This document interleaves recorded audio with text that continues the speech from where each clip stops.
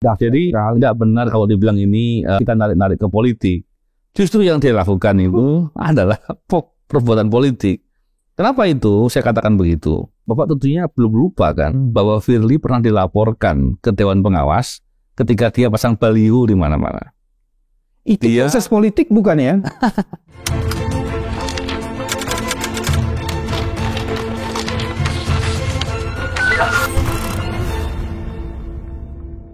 Bismillahirrahmanirrahim. Assalamualaikum warahmatullahi wabarakatuh. Salam integritas anti korupsi. Salam integritas. Alhamdulillah kali ini dengan Pak BW kita akan bincang apa nih Pak enaknya Pak? Kayaknya KPK masih enak di Iya. Karena kan ada satu pasal Mas di ini. KPK itu tanggung jawabnya ke publik. Dan kita kalau diskusi itu juga ini bagian dari keinginan kita untuk menjadikan KPK itu sebagai sebuah institusi yang terbuka untuk kepentingan publik dan harus terus diawasi kan itu disebutkan. Tanggung jawab ke publik itu maksudnya apa Pak? Maksudnya ini menarik sekali kan. Pimpinan KPK dan institusi KPK itu mempertanggungjawabkan seluruh program-programnya kepada masyarakat. Oke. Tapi di situ ada melalui presiden deh. Tapi paling tidak kan dia harus memperlakukan itu. Terus yang kedua jangan lupa, tidak ada pemberantasan korupsi dan penegakan hukum di bidang korupsi yang tidak melibatkan publik kalau dia ingin berhasil. Betul. Tidak ada. Tapi sekarang nggak melibatkan Pak? Ya dia ingin tidak berhasil. Oh iya benar berarti. Kemarin saya mikir kenapa kok dia nggak ternyata betul. CPI jeblok bukan melorot, jeblok, blok. Saya bukan bilang goblok ya, jeblok Mas. Iya. Jangan salah tangkap. Iya. Memang kita prihatin Pak karena belakangan ini kita justru sering mendengar dari KPK itu menyampaikan narasi-narasi yang kalau saya bilang bohong gimana ya, kesian juga gitu ya. Kita mau melihat menyampaikan sesuatu yang nggak sesuai fakta gitu. Iya. Jadi saya pikir itu kan keterlaluan. Contoh Pak, yang terakhir ini ya, banyak media bahkan kita juga sering membicarakan di media sosial juga banyak dibahas orang terkait kasus Formula E contohnya. Ini perlu diingat Pak, beberapa media itu mengungkapkan dengan terang dan jelas. Bahkan ada media yang membuat penjelasan dengan rinci karena sebelumnya melakukan investigasi dulu. Dan itu beberapa kali.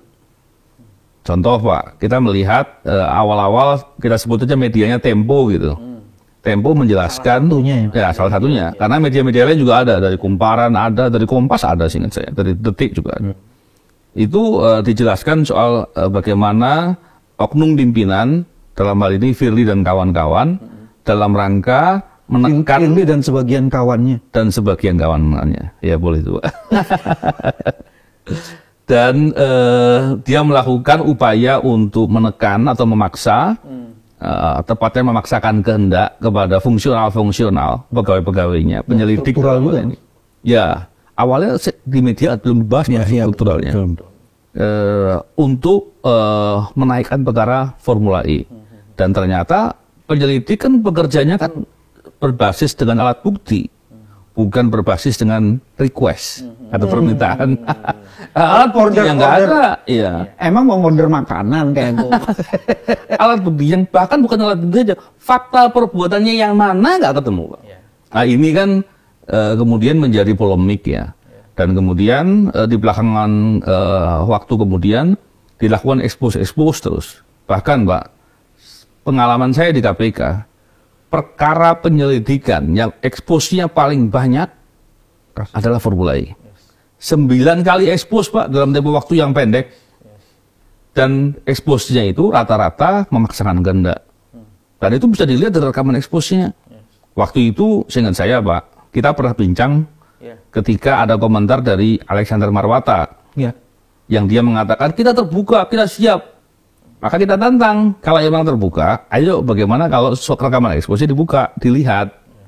Mestinya sebagaimana lembaga yang bertanggung jawab ke publik, itu perlu dijelaskan. Jangan terus kemudian bikin narasi bahwa, oh ini ada struktural yang mau dipulangkan, ini tidak ada kaitan dengan kasus, tidak ada kaitan dengan politik, dan justru yang dilakukan malah sebaliknya. Karena menarik Pak, setelah ada beberapa saya katakan ya, atau sebagian besar mungkin, penyelidik dalam perkara itu merasa tertekan, atau dipaksa atau diancam, kemudian strukturalnya juga, dan kemudian direktur penuntutannya mengundurkan diri. Ya, kita kan tahu bahwa direktur penuntutan kan kawan-kawan kita, kawan-kawan saya juga, yang kalau hal-hal begini mestinya cerita lah. Dan saya pikir kan, masa sih hal begini terus mau tutup mulut, kan enggak lah. Cuman masalahnya kalau di forum gini nggak boleh disampaikan katanya. Katanya begitu. Tapi menariknya adalah, direktur penuntutan itu vital, karena expose itu salah satu narasumber yang ditanya. Untuk bagaimana pemenuhan alat bukti adalah direktur penuntutan dan jaksa yang dipersiapkan, atau penuntut yang dipersiapkan. Karena yang bersidang mereka. Kalau sampai dia mengundurkan diri, ini kan parah. Belum lagi ternyata deputi penindakan dan direktur penyelidikan diusulkan untuk dikembalikan. Direkomendasikan. Pernah terjadi nggak di masa Pak BW itu? kita kulik satu-satu. Ya, ya, Pak. Yang pertama saya tertarik sama Mas Novel. Ya, Pak. Semua keinginan kita untuk membuka, Ya, Pak. mengulik, dan bahkan membongkar kebohongan dalam tanda petik yang tadi disebut Mas Novel Ya. itu dianggap sebagai politisasi. Ya. Padahal yang jangan bermain politik itu siapa? Ya. Jadi terus dia bilang kan, masyarakat sebaiknya tidak mau. No, ini memang harus dibuka, dan kita tidak sedang melakukan politisasi. Justru mereka yang melakukan politisasi. Betul. Berulang kali itu. Ya. Dulu bicara KPK mengatakan kayak gitu atas nama pimpinan. Pimpinannya mungkin atas nama ketua KPK. Ya. Saya mau bilang begini. Cuy, lo sebentar lagi kalau udah selesai, apa kamu tidak akan kembali ke habitatmu awal itu? Dan kamu nanti pasti akan menjelaskan itu semua. Seperti yang Mas Novel bilang, kita ini kan mendapatkan informasi dari teman-teman yang sudah mengundurkan diri atau dipaksa mengundurkan diri. Betul. Emang mereka nggak cerita? Itu yang paling menarik. Emang mereka nggak cerita? Makanya kita tahu semua, Pak, ya kan diceritain. Misalnya terhadap saudara Fitrong itu, aku telepon dia. Kamu telepon dia? Telepon dia. Cuman kan sebagian yang diberitakan memang tidak, yang dibicarakan memang tidak bisa diberitakan. Saya pikir Fitrong juga cerita sama teman-teman yang lainnya. Tapi yang paling menarik itu kan gini, Mas. 9 kali expose. Ini kita ini politik satu. 9 kali expose di penyelidikan. Ini ever. Tidak pernah terjadi dalam sejarah penegakan hukum di KPK dalam kasus ini sekarang kasus Formula E sampai seperti itu. Ini penyelidiknya yang bodoh atau keinginan untuk memaksakan itu yang kekeh dan tidak bisa diikuti, Pak. Dan itu bukankah itu politisasi proses penegakan hukum? Betul. Itu bagian yang pertama, itu bagian. Terus yang kedua kan mundurnya berbagai pejabat struktural ini. Fitroh mundur dan ada rekomendasi juga mundur. Nah, rekomendasi mundur ini kan sebenarnya muncul dari satu musabab, Mas. Kita mesti cek nih, Mas. Ya. Kita cek sama teman-teman. Katanya waktu expose di BPK, ya kan? Ada perbincangan. Saya dengar itu. Nah, coba jelasin dulu. Jadi menarik ini, Pak. Karena katanya dalam perkara ini pimpinan KPK beberapa kali baik mereka sendiri ataupun membawa tim struktural atau tim fungsionalnya itu ke BPK. Sepenting apa gitu. Kalau buktinya masih belum jelas, kenapa dia harus memaksakan ke BPK? Kan kasihan BPK-nya, Pak. Untungnya, Pak. Saya dapat kabar nih. Semoga kabarnya valid ya. Di forum di BPK, para struktural ini tentunya kan masih punya hati nurani, Pak. Dia menyampaikan apa adanya. Menyampaikan apa adanya bahwa yang terjadi tidak seperti yang dikatakan oleh pimpinan, bahwa seolah-olah perkaranya sudah jelas, alat bukti sudah jelas, justru mengatakan sebaliknya. Ini bukan ada fakta masalah pidana gitu, apalagi alat buktinya, faktanya pun itu kan tidak pidana, bukan. Katanya kan gini, Mas, siapa yang tidak setuju dengan kasus ini kan? One man show.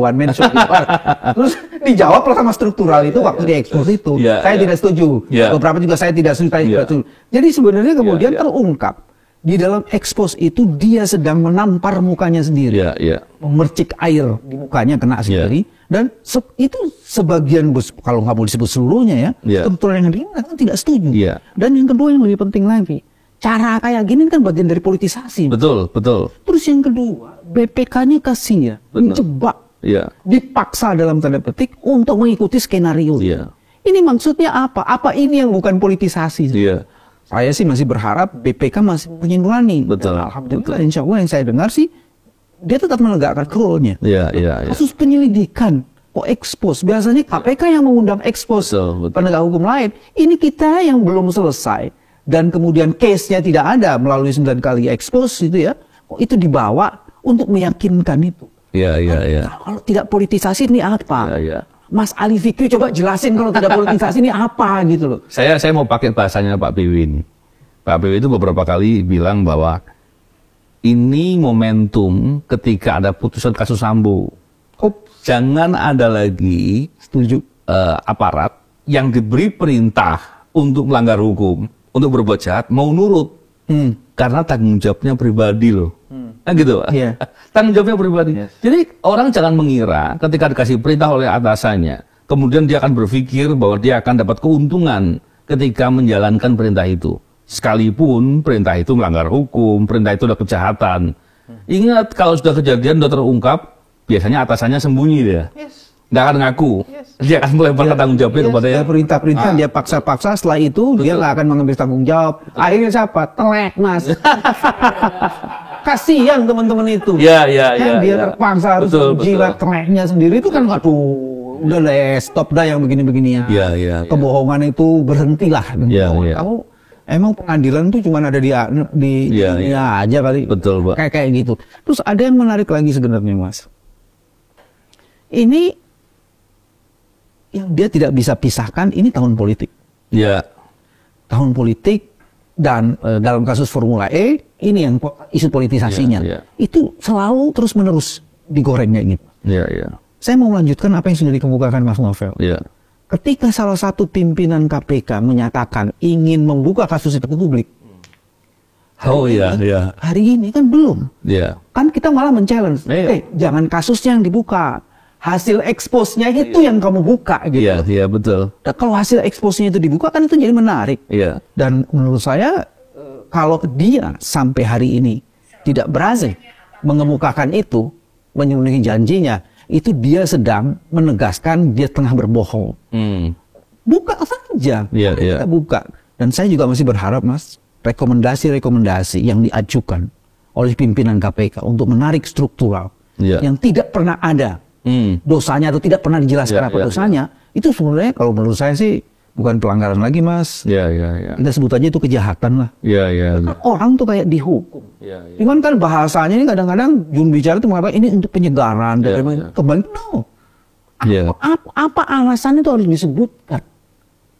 Karena dalam periode terdahulu kayaknya nggak ada deh, Mas, orang dikembalikan tanpa alasan. Iya, iya.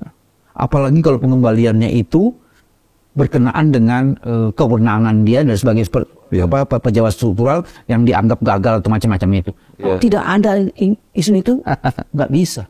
Kalau gagal diperiksa, kan ada Dewan Pengawas, Pak, ya kan?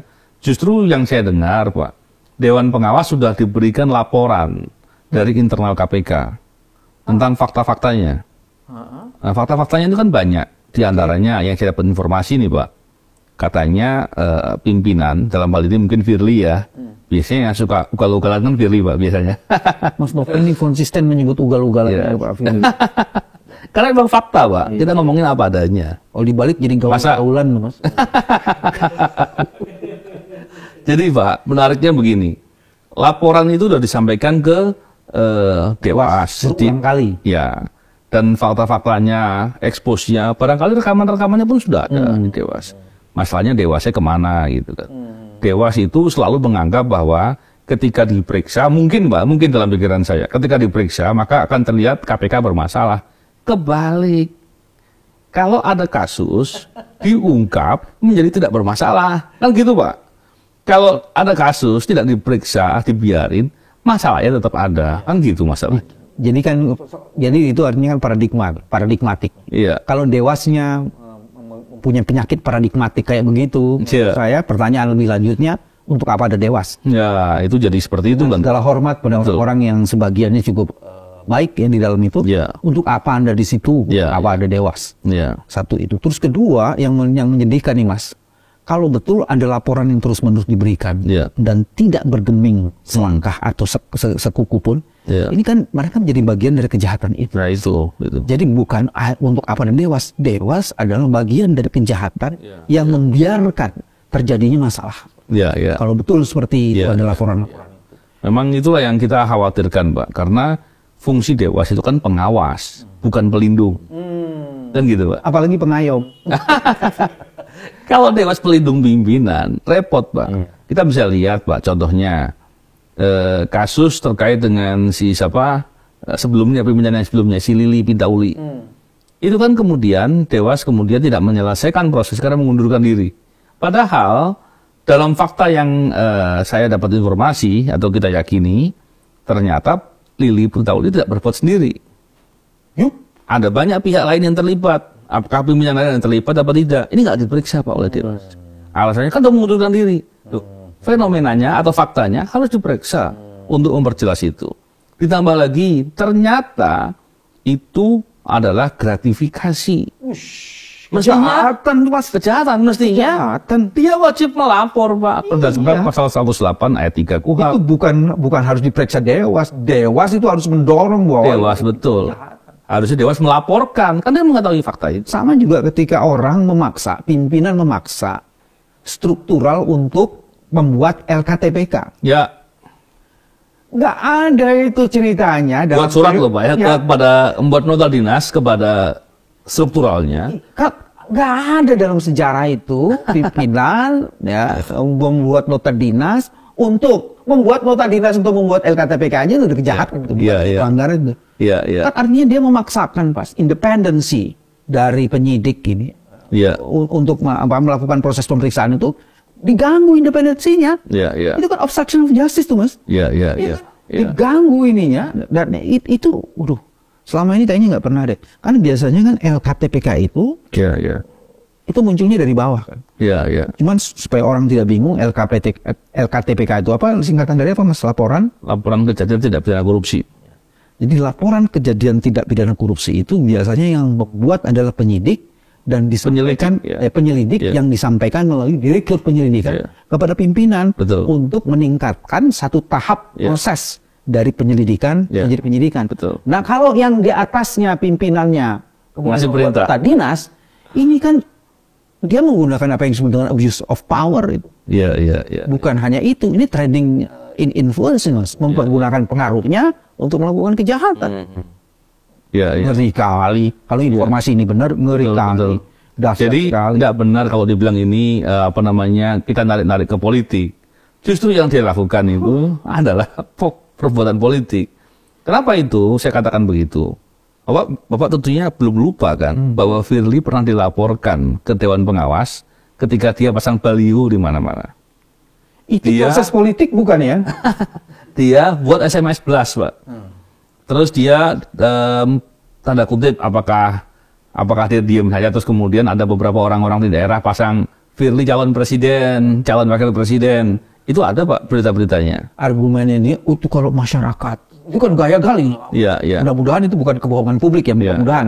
Kalau masyarakat menginginkan itu, tapi kalau melihat standar apa namanya kalimatisasinya itu Iya. dan di banner itu hampir semua sama. Jadi kayak ada konduktornya yang mengatakan itu. Justru di situ yang kita mau bertanya. Itulah. Jangan-jangan punya kepentingan politik melakukan perbuatan-perbuatan sesuai dengan kehendak politiknya, itu yang bahaya. Atau bagian dari jaringan politiknya karena ada kolusi dan nepotismenya di situ. Ada satu lagi, Mas, ada isu satu lagi. Ngeblas itu pakai duitnya si Anton. Nah, itu menarik tuh, Pak. Itu menarik karena itu belum pernah diperiksa, Pak. Dan saya yakin, saya bisa menduga dari pihak mana dan dugaannya dari pihak berperkara. Terkait dengan tadi SMS blast, baliho, itu kan nggak murah, Pak. Memang sih sebetulnya melacaknya nggak terlalu sulit ya, karena kan tentunya melihat dari siapa yang mengajukan, terus siapa yang melakukan pembayaran, kan itu kan mudah untuk ditelusuri. Yang menarik adalah Dewas kemudian mengatakan bahwa itu boleh, Pak. Hah? Ya, karena kawan-kawan yang melapor, kawan-kawan dari M57 yang melaporkan itu. Kenapa kita melaporkan itu? Kita tentunya sadar bahwa kalau pimpinan KPK kemudian termotivasi atau punya motivasi untuk ikut dalam kontestasi politik, tentunya nggak mungkin caleg lah, Pak. Paling nggak Capres maksudnya? iya, capres atau cawapres gitu. Terus kemudian dia menjabat sebagai pimpinan KPK kan bahaya, Pak. Dia bisa melakukan dulu apa yang menjadi orderan tertentu dan kemudian setelah itu baru melakukan. Itu yang namanya kriminalisasi, Ya. itu yang namanya politisasi penegakan hukum. Persis. Tapi Dewas bilang nggak apa-apa, Pak. Tidak dilihat sebagai masalah. Gitu. Itu baliho kan mahal, Pak. Dan itu pasang di banyak tempat. Bukan spanduk, Pak. Baliho besar. Mari kita periksa Mas ya kalau betul itu dibilang tidak apa-apa. Satu, Iya. ini terjadi di mana-mana. Dan ini kayaknya ada yang mengorkestrasi. Betul. Naif kalau kemudian Dewas mengatakan itu tidak apa-apa. Dia harus lacak tuh. Iya, iya, iya. Kok itu bisa muncul di mana-mana Ya. gitu loh. Nanti barangkali kita perlu tampilkan, Pak, di layar berita-beritanya terkait dengan itu ya.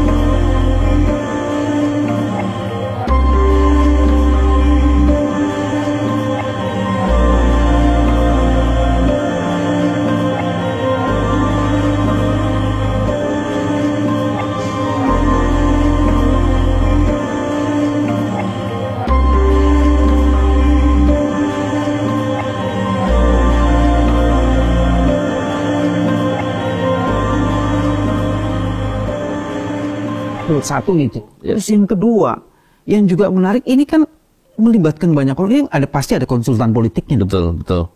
Dan kita sudah menduga kan siapa jadi jangan dipikir kita nggak ngerti gitu loh. Saya sudah dapat informasi dari orang yang pernah hadir di pertemuan. Cuman kan nggak etis kalau saya sampaikan di publik.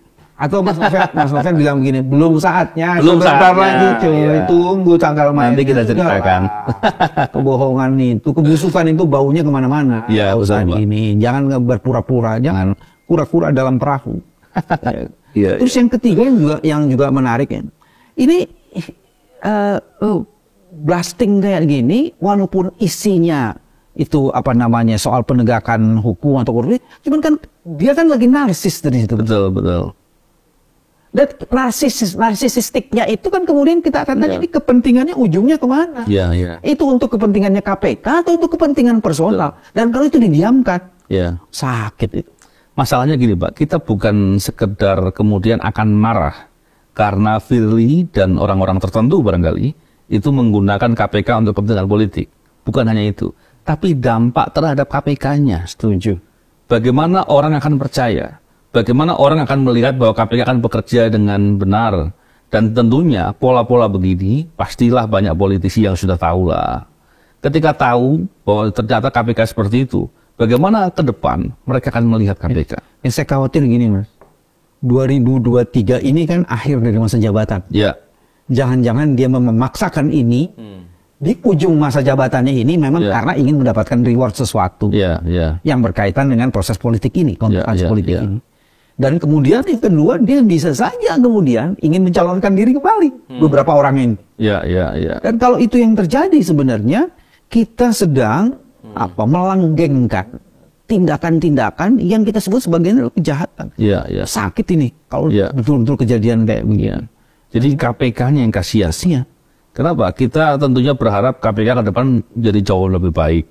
Tapi ketika situasinya justru KPK-nya dilemahkan dengan undang-undang, terus kemudian diubah value-value yang dulu Pak BW dan pimpinan-pimpinan sebelumnya telah menata, dan kemudian value-value baik itu justru malah didegradasi, diganti dengan value-value yang selama ini kita justru malah ingin memperbaiki. Saya pernah menulis tuh Mas, KPK di ujung sakaratul maut. Jadi saya khawatir kemudian dari banyak rekan-rekan seperti Mas Uceng dan lain-lain yang sejak awal membaca situasi ini dan kemudian mengatakan udah KPK lebih bagus dibubarkan. Kemudian hal itu menjadi keniscayaan atau menjadi hal yang paling masuk akal. Saya khawatir itu. Kenapa? Karena fenomena korupsi yang terjadi sekarang ini justru lebih besar dan lebih banyak. Terus pemberantasan korupsinya justru jauh lebih lemah. Maka kita prihatin dan kemudian kalaupun KPK-nya harus dibubarkan, maka bagaimana masa depan pemberantasan korupsi? Investasi yang sudah kita taruh tuh habis, hangus. Jadi kita marahnya tuh di situ. Marahnya bukan sekedar dia berbuat pakai untuk mendapatkan keuntungan dia, tapi kita marah karena lembaganya dihancurkan, dan harapan orang banyak untuk bisa memberantas korupsi di Indonesia kemudian harus dipupuskan karena itu. Saya kalau pakai bahasa yang terus terang ini, kita marah dengan kedongoan. Bukan ini luas, dongo banget nih. Berbunya kebablasan. Iya, dongo tak bertepi. Iya. Jadi kita memang ini semuanya juga untuk sebenarnya menghidupkan optimisme kita, betul, jaga kewarasan kita. Iya. Kita masih berharap lah KPK akan melakukan sesuatu. Betul. Amin. Di tengah kepemimpinannya yang banyak dipersoalkan orang. Iya, iya. Terus semangat teman-teman yang ada di KPK yang masih waras. Iya. Dan akal sehatnya terus dipelihara. Iya. Dan tentunya kita apresiasi orang-orang yang berani bersikap dalam rangka untuk menegakkan kebenaran dan keadilan dan menjaga integritas.